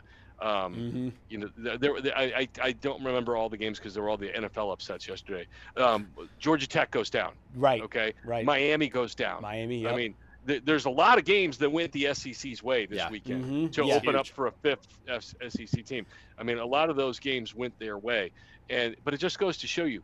And it happens every year. You assume, oh, well, these teams are here, they're going to be in. No, it's not the way it works. Somebody always loses when you don't expect to lose. I mean, shoot, that's why I say Vanderbilt could lose the next two. And we're like, what were we talking about? Right. We don't know. Right. But I guarantee you this thing isn't going to look the way everybody expects it to look. That's just not the way it goes. Exactly. They got the Auburn Tigers coming up this week. Obviously, Auburn firing their head coach, Hugh Freeze, yesterday. But it is an interesting storyline coming in because Auburn's defense has been lights out all season long. Now the interim head coach is the former defensive coordinator in DJ Durkin. How do you feel this offense is now going to try to prepare for an Auburn team that has not given up 25 points to a single team all season? Well, I think the big key is you don't turn the football over. Yeah. I think that's got to be the emphasis for Clark Lee. We're going to run the football because that's what we do. Because we don't want to have to play catch up and throw for 350 yards. We want to control the game at the line of scrimmage. We want to run the football, and we don't want to help a team that's not very good at offense score points. And I think if they play their game, they'll win. They've played their game 7 times and won. Right. They've gotten out of their game twice and lost both those games. It's not rocket science. Right, exactly. And with this football team, what I find really interesting going into this Auburn matchup is that Pavia versus the Auburn defense matchup. Another thing I find really interesting. He's 2-0 against Auburn. That's right. Yeah, at New Mexico State with Vanderbilt from last year. That's a good observation. What I also find interesting is this is another team that is coming into town that'll be looking for a new coach next season. Now, we've seen a lot of the teams that are on the short list, a lot of coaches that are on the short list for some of these teams. Clark Lee's name just continues to come up and come up and come up. Exactly. Yeah. Do you think is there any fear that, hey, the more success he has, especially up close and personal, because all the power brokers at Auburn will be, of course, at this football game. Do you think that the more he continues to have success, and let's just say they win, because I fully expect them to, that the number goes a little bit higher where it kind of entices him to listen to some of these offers? Well, number one, you always listen. I mean, I think you always listen, but I don't think he's sexy enough for Auburn people. Interesting. I mean, I think, Auburn people are going to want James Franklin. That's what they're going to want. They're going to want Lane Kiffin. They're going to want James Franklin. Right. They're not getting because they think their program is better than everybody else's. You know, but I mean, they're getting in line behind LSU, Florida, probably Penn State. I mean, they're getting in line. I mean, we've still got Arkansas out there who needs a football coach. I mean, there's a lot. So, it's going to drive up the prices for some of these other coaches, because after Lane stays in Ole Miss, everybody else's price is going to go up. Yep. Because everybody's going to get more and more desperate to fill the hole that they presumptively jumped into. So that's going to be interesting. But if you're asking me if Clark Lee's going to leave, I'm still going to say no. Yeah. I don't think nothing has changed. I mean, he has an NIL program. He has a stadium and a facility to recruit to. I mean, he has all the things he wanted to have to be successful at Vanderbilt, the school that he went to, the school in the town that he grew up with, the school that means something to him. And I continue to say, I believe, and I could be dead wrong, winning at Vanderbilt means way more to him than winning anywhere else. And taking Vanderbilt places that it's never gone before, and places that people never thought it could get to. And I think he's obviously got job security there as well. Yes, he does. He loves his athletic director, and Candace Story-Lee is not going anywhere anytime soon. Yep. And she's a former Vanderbilt basketball player. So I mean, they have people there who are tied into the university. Right, and really love the university, love the program. We got a chance to hear from Coach Lee about this week's matchup. I don't want to make excuses. I've got a ton of respect for Texas. I think they did a really nice job having their team prepared, and I just did not feel like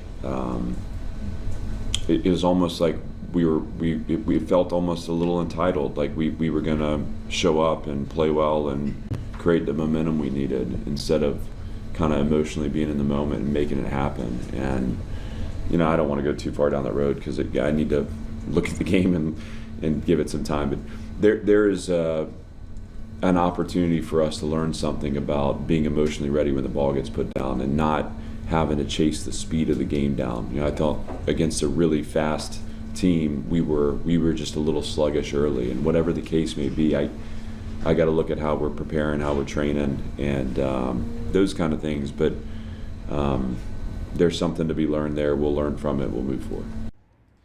So there is Coach Lee coming up this week against Auburn. We'll see if they can get off to a faster start like he likes. What do you think the magic number is to be able to beat the Auburn Tigers from an offensive standpoint or scoring standpoint from the special teams? How many points do they need to score? Yeah. 21 should be plenty. Okay. So you trust the defense enough to be able to 21 points. Yeah. They're good. Yeah. I view this last game as an anomaly because they haven't played that poorly. Right. In many games. So you got to look at it the way they're back home. I think that certainly helps. And I don't think Auburn is going to discover their offense under their defensive coordinator. Yeah. So that would be very Auburn, though. Yeah, it would be. It's crazy. We talk about what a small world it is all the time. Remember Peyton Thorne, who didn't really work out there? Yes. I played high school football against his dad. Really? His dad. Wow. Yeah, his dad Jeff was the quarterback across town from us. He went to Wheaton Central High School. I went to Wheaton North in the Chicagoland suburbs. Nice. His dad was a great player. And he wound up going to Eastern Illinois, which is, of course, where Sean Payton went to school, Tony Romo went to school, and Mike Shanahan went to school. Very cool. Yeah. I knew it turned out a bunch of coaches. I went to Jacksonville State, and they were obviously in the Ohio Valley Conference all together there, so we got a chance to see them a lot. Proud program there. Corey, thank you so much for your time here on Southeast Sports Plus, and looking forward to hearing from you down the road. We'll see if the Commodores can get it back on track this week. I'm right there with you. I know this. Diego's confidence won't be waning at all. He'll be ready to rock and roll. Exactly. It never will, especially when Auburn's in town, because no matter what uniform he's worn, he's coming out on the winning side of that one. Right. Thanks, buddy. He's probably just upset they're not going down to Auburn to go play this game. I know. He's won in Auburn twice now. It's like a home away from home for him. Yeah, when Alabama beat him, that was his first loss against the state of Alabama. That's He was 3-0 against the Tigers and Tide. Yep, so. Exactly. The Alabama needed that one. Yeah, absolutely. And as you mentioned, the crowd went crazy after that game and the Texas game as well. That's right. Yeah, exactly. Who would ever dream? Right. Awesome. Thank you so much for your insight there, Corey. Good to see you as well. There. Corey Curtis there out of Nashville, breaking down Vandy's big game over against Texas this past week. Going to Auburn this week. I expect him to come out with a win. Yeah, I think this is going to be a telltale sign if Vanderbilt can actually make the college football playoff. Because in my opinion, I still think the ball is in their court. When you look at the rest of the schedule, they have a better chance, in my opinion, than Texas to make the college football playoff because of who Texas still plays. Correct. I don't see Texas winning out. Yeah. I mean, it's not going to happen. It's a super, super tough schedule, and I'm really interested to see if any Auburn fans whisper some sweet nothings to Clark Lee about making a trip over down to the Plains. I do think it's going to be an interesting week for Clark Lee because every win on that resume gets more and more impressive for teams looking for head coaches down the road. Coming up next here on Southeast Sports Plus, we will go over to Oklahoma City, check in with Holden Kruzmark after a huge win for the Sooners this weekend. Stay with us.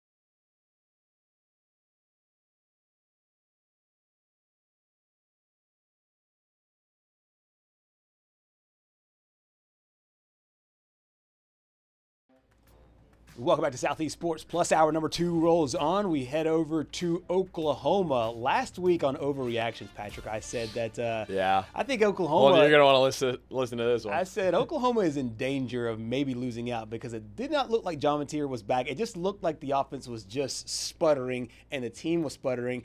And I made the overreaction that they're going to the Citrus Bowl with 6 losses on the season. They made me eat my words immediately with a big win this weekend. What'd you make of the Sooners being able to get a win over Tennessee in what was essentially, in a lot of ways, kind of an elimination game? Well, I imagine you had to feel pretty good about it after, the first few minutes of that game because OU did not look good, and Tennessee looked like they were probably just going to roll this one. Right. And somehow we ended up with Owen Heineke hitting the quarterback and R. Mason Thomas hobbling down the sideline with a hamstring strain and, finding the end zone. And that just really seemed to turn things around. That and the leg of Tate Sandell, him and his short shorts. Yeah, can we talk about that real quick? Is there going to be like a competitive ruling, as I like to say? Like, are we going to get a jersey ban? Make sure we can get some longer than 5-inch inseam football pants. I saw a funny tweet that was like somebody who was just making stuff up. They're like, what people don't know is that after every made field goal, Tate Sandell cuts a little bit off of his pants to make them even shorter. I mean, I guess if it works for him. I mean, he drilled 4 50-yard field goals. Like, that dude's 2 from 55, another 50-yarder. He missed his first one of the season too. His first field goal attempt against Michigan, he missed it, and you're kind of like, well, all right. I mean, they got this guy, but I guess it's the same old where you can't really trust the kicker, and now he's ripped off 18 in a row. So right, no pun intended, ripped off. Exactly. Yeah. I love it. Specifically with the offense, I know the numbers don't necessarily blow you away. Mateer 19 for 29, 159 yards with an interception. But it looked like it felt like he was back. Just from maybe even just an aesthetic standpoint, what did you make of Mateer's being able to lead this team to that win, even without the gaudy numbers that he was putting up before? Yeah, and that interception was almost catastrophic in the second half. As soon as he goes back to throw the ball, I'm sitting there going, "What are you guys doing throwing the ball in this scenario?" So they get kind of lucky that didn't come back to really haunt them more. They had the 2 onside kick recoveries. But yeah, I think Mateer, it's kind of what I was saying is it would be nice to get the run game going to kind of take a little bit of the pressure off of Mateer. Right. And, the stat line didn't really blow you away, but, he did seem to be able to throw the ball a little bit better, making some better decisions outside of that RPO where he decided to pass it and he get picked off. But, that's also kind of been some of the, the gunslingerness of John Mateer this year. Even when he was cooking, doing good things early in the season, he still had those couple interceptions, turnovers. So that's like, some of the things that you have to live with Mateer. And, early in the season, it was easy to live with those mistakes. And then it became unbearable to live with those mistakes. So I think maybe now I think this can only give you more confidence moving forward if you're Mateer. Right. And I think maybe he's settled in a little bit, and that should help him. Now you get faced with put in a position where your confidence can easily go flying away. You have to play at Alabama in your next game, but they do have the bye week to kind of, maybe build on some things. And, I think that they could put together a competitive game against Alabama. Am I expecting them to win? No. But I think this bye week could really help them, kind of game plan for some things. And, the one thing that I keep asking all of these other offensive coordinators, head coaches, why do you run the ball against OU? Right. Yeah. I can get into that a little bit here, but sure. Go ahead. I keep wondering, like, every single time I'm like, why are you running the football? Because when you watch these other teams where they're having success is throwing the football. The secondary is a little bit suspect, especially with Gentry Williams out and banged up. Right. So I did some numbers here for I want to hear the OU defense in SEC play. In five SEC games, opponents are averaging 2.4 yards per carry. Wow. Now, obviously, that takes into account, quarterback sacks and the lost yardage there, but Right. 2.4 yards per carry and only 3 touchdowns running the football. So Right. I can, every time I'm like, why are you running the football? Like, Right. you're just giving them more chances to, tackles for loss and everything like that. And they're opposing teams are averaging 243 yards through the air, completing 65% of their passes. Right. 7 touchdowns, only 2 interceptions, and that was, from this past game, the 2 interceptions in the Tennessee game. So I continue to ask, for anybody that plays Oklahoma, why do you run the ball? It makes no You're giving sense. him the scouting report. I know. It's I like get that, the balance and everything like that, but come Right. on, just throw the ball. Just gunsling that thing, because it's kind of like the Death Star in Star Wars. Like, it's got a vulnerable spot, and as long as you just hit it, and you're fine. You blow the whole thing up. And Joey Aguilar, he had a great game, nearly 400 yards there in the matchup. You talked about running the football, and at the beginning of the season, we all thought it would be Jay Knott, and then towards the middle of the season, Torrey Blaylock really kind of took off. Blaylock had 0 yards, and they were still able to run the football effectively with Xavier Robinson. What'd you make of his performance and being able, like you said, to help out Mateer in the passing game by running the ball? Yeah, X has been pretty awesome for OU now that they finally figured out, hey, maybe we should get him the ball more. I think he played 60 of the 66 offensive snaps for OU, and I was curious to see, because he had that fumble and the cameras cut away and it looked like DeMarco Murray, the running backs coach, kind of gave him a little bit of, a talking to. Right. And I was like, oh, I wonder if he's even going to see the field the rest of the game. And just the fact that he played 60 of the 66 snaps is pretty telling that they really believe in this guy. And, the fumble is what it was. And I think he is their most complete back right now. I mean, he's a freaking tank back there, and he's also got speed. Like, he's not slow. He's a big back. He's got speed, as we saw in the Ole Miss game when he broke away for the 65-yard touchdown. He really kind of outran the secondary there. He's got speed, and he's also got. They say he's got really soft hands too, and he's been able to make catches out of the backfield and stuff like that. He's been their most complete back. Right. He's been their best back. And the thing with Blaylock is, Robinson's just bigger. So, when the offensive line isn't getting you all the push, he can still kind of break through, and you're not just going to arm tackle him down. You got to full body tackle this guy if you want to get him down. Right. I think that's really where it kind of makes the difference having him. And you mentioned Jade Knott too. Is people are joking afterwards that they should be giving the rest of his NIL payments to Tate Sandell. Exactly. But yeah, I think they found something with Xavier Robinson. Why it took him this long, I don't know. I mean, if you watched him play last year, it was pretty easy to notice that he was pretty good as a true freshman. Right. And I mean, Torrey Blaylock, he's had his moments, and I think it's could be a good split between the two of them. I was a little surprised that he didn't get much more run, but I don't know if he's battling through a little bit of an injury. That's I know what I was going to ask if he was. He had the shoulder injury early in the season, and I don't know if that's still kind of bothering him or anything. But so I think they really found some. I was also just surprised how much they ran Mateer. Again, it was like that Michigan game where they just kept running the ball with him. Yes, exactly. Which I thought maybe they'd go a little bit away from that, and instead they doubled down on it. So that was kind of an interesting thing, and it worked. I mean, he had one of his best rushing games in a while. So absolutely, and it wasn't the prettiest game overall. I mean, he still had a couple of turnovers in the game, had a fumble. Had 3 fumbles overall, lost 1. Mateer also had an interception as well that you mentioned was close to being catastrophic for this team, but they were still able to come away with the win on the road. We got a chance to hear from Brent Venables about overcoming those mistakes. Yeah, and again, if you go back to Michigan, we made a bunch of mistakes. You go back to Auburn, we made a bunch of mistakes. You go to South Carolina, that's football. And it's easy for everybody when you don't win, those mistakes are magnified, and every play, has tremendous magnitude. I know I talked about that on Tuesday. Every play, and where sometimes you learn the hard way. And tonight, fortunately, we were able to overcome. Just like Tennessee, they made plenty of mistakes too. And they still had a fighting chance there in the fourth quarter. And that's football. And it's never going to be perfect. And I'm thankful for that. I'm thankful for where everything didn't go the right way. Perfect.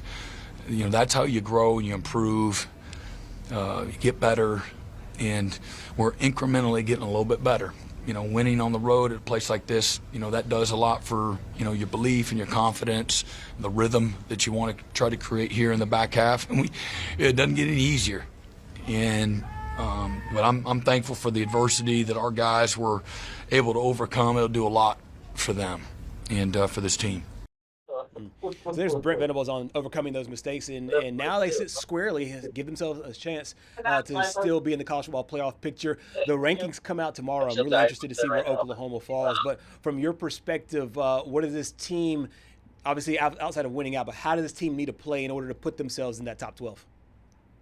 Yeah, assuming they lose at Alabama, I think you have to win fairly convincingly against Missouri and then LSU to just kind of take care of business. Mm-hmm. I think the schedule kind of, will speak for itself in that regard. I mean, I think last year we had Ole Miss that was kind of in the conversation with 3 losses. Correct. Obviously, Bama. they didn't make it in. Mm-hmm. You'll end up in the conversation, and it just depends on, what can be done. Obviously, if they win out, they're in, and they're probably going to be a pretty high seed in the playoff, because that'll, be road wins over Alabama and Tennessee, plus, ranked wins over Missouri, Michigan, even Auburn was ranked whenever they beat them. Mm-hmm. So I think they'll be in the conversation. 9 wins kind of felt like, before the season, you're like, oh wow, this would be an awesome season, and with the schedule, they'll probably be in the hunt for the playoff, and that's where we're sitting right now. That's where it feels like is a 9-3 season. You're right on that line, and I think that's a fantastic year, just given off of what has taken place in Venables' first 3 years, the 2 7-loss seasons. Winning 9 games in this SEC with that schedule, I think that's just a huge, momentum builder for this program. And obviously, Brent has been on the hot seat in his early tenure. So this definitely, would give him some more grace moving forward, and definitely buy him at least another couple years, I would think. So it's been a big season for them. Obviously, it hasn't been pretty. They haven't been consistently good, but they've been finding ways to win games, and that's really all you can ask for, because in the past it felt like OU was just constantly finding ways to lose games, and now they're finding ways to win it. So that's kind of a nice sign for Venables and the staff moving forward here at Oklahoma. Absolutely. So as you mentioned it is the bye week, and then it is Bama. And I know you've said it kind of twice that you don't expect them to win. I know the Vegas odds won't have them winning, but last year Jackson Arnold came in there and beat Alabama. Essentially, that loss, scoring those 3 points, kicked Alabama out of the playoffs. So we will see. It could be really interesting there in Tuscaloosa. Holden, thank you so much for your time here on Southeast Sports Plus today. All right, thanks, guys. Absolutely. Holden Cruz, Mark, they are covering the Oklahoma Sooners. I'm telling you, I think that Oklahoma can make that one interesting. Going to Alabama this week, that's a big one. Well, I think for sure if they win out, they're in.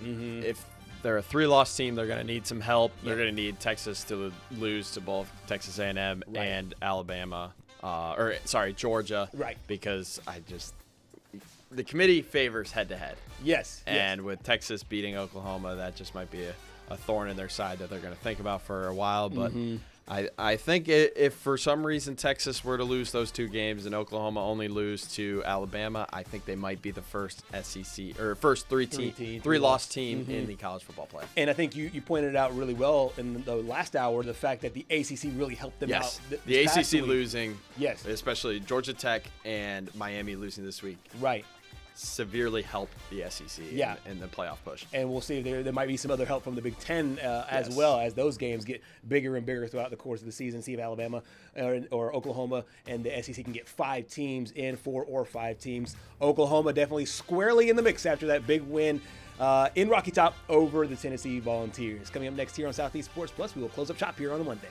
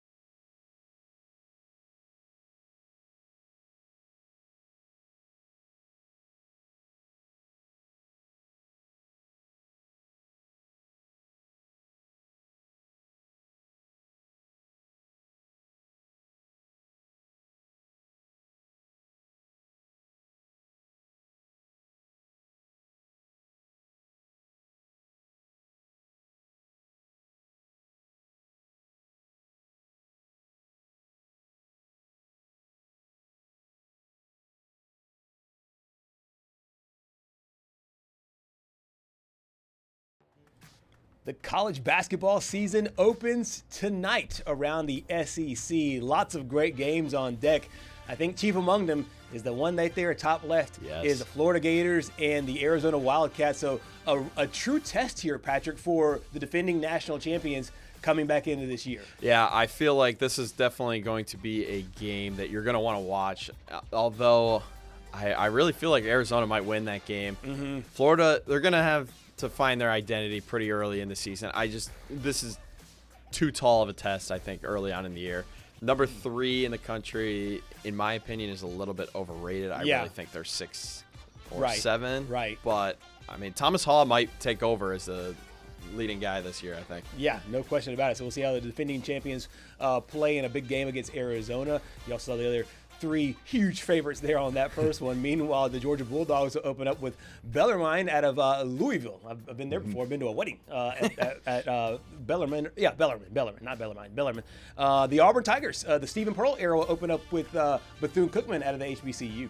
Yeah, big game there for Stephen Pearl. I mean, looking down at the bottom right, I did not know Northwestern State existed. Yeah, that's the team that South Alabama dropped 87 points on last year. Their football team is terrible. We dropped a basketball number on them last year, and I think Pete, our main anchor here, he went to the Minnesota the game against Northwestern State. They're just terrible, but you see the Aggies a 20.5 point favorite. Yeah, and then moving right along here, Lipscomb, Vanderbilt's 26.5 point favorites, and Southeast Louisiana, they're going to go ahead and take on Ole Miss up in Oxford there. So a couple of interesting games. And then one thing interesting about this game, this is St. Francis taking on the Oklahoma Sooners. St. Francis entering the last season as a Division I program in all sports. Yeah. I got the chance last year. St. Francis opened up against West Virginia. I got the chance to call that game for the student radio. And that was right around when the news came out that St. Francis was no longer going to be a Division I program. And it's because of today's landscape where they just don't have the money. And that is one of the downsides of NIL, is that some of these small schools, they got to make some hard decisions on whether or not to cut programs or to change levels. And in St. Francis's case, going from Division I all the way down to Division III, because it's 3, so not even 2. Not even 2. Wow. They're going all the way down to Division III because of the funds that they just don't have. Right. And didn't they make the tournament last year? They did not make the tournament last year. I know. Well, they made it in the past. Yeah. I think they made it in the past. But no, this is it's an interesting time because you have schools like LSU that have $54 million buyouts for a coach. Same thing with Penn State, huge buyouts for a coach. So that means you're going to be paying your coach $50 million. You're going to whether hire a search firm or whatever to spend that money. Then you hire your new guy at whatever the price point is, and you got to pay for your roster. It is certainly the haves and have-nots right now in college sports. Yeah, and it's just we see it on both ends, and now St. Francis just unable to pay players and just unable to keep up with today's landscape. So really unfortunate there for the Red Flash. Hopefully they're able to have a good season to go out with a bang, so to speak, this year. But with tonight being opening night, we've got to make our preseason predictions. Let's do it, yeah. So we'll start with SEC champion. We'll go regular season and then tournament champion. Okay, SEC champion, in my opinion, there's a part of me that wants to pick Arkansas, but there's just something about Calipari's team that I just don't get. I'm going to go with Mark Pope and the Kentucky Wildcats. They ended off the year on a really strong note last year. I think they get out to a really strong season this year. How about you? You know, my SEC prediction for football was inside the box, and we saw how that turned out. I don't know why. I just have a weird feeling about the Alabama team this year being able, under Nate Oates, I know they lost a lot of guys last year. Yeah, Sears and Nelson. Yeah. Part of me wants to pick them. They play a fun style. They do play a fun style. As much as I like Stephen Pearl on the other side over on the Plains, I just don't think Auburn, they're going to regress a little bit. And you have to expect that. You can't expect to have the year that you had last year and then come back all new guys besides Todd Pettiford and just be able to just run it back, so to speak. But quickly, SEC tournament champions. SEC tournament champion, that is always the team that's either playing the best towards the end of the season or a team that can really affect their seeding towards the end of the year. That's the reason why I think it'll be Auburn. as either the tournament champions, either Auburn or Alabama, going back and forth between those two because, a lot of times, let's just say Kentucky sitting at the top, they say they're going to be a number one seed. You don't necessarily see them play through the semifinals. A lot of times they take the foot off the gas if they know they're going to be. I think a team like those two will compete for you. I'm going to book it right now. Arkansas and Tennessee are going to be playing in the SEC championship, and Tennessee's going to win. I like it. Rick Barnes and company getting it done. College basketball season tips off tonight. Can't wait. Thank you so much for joining us here on Southeast Sports Plus. We'll see you tomorrow.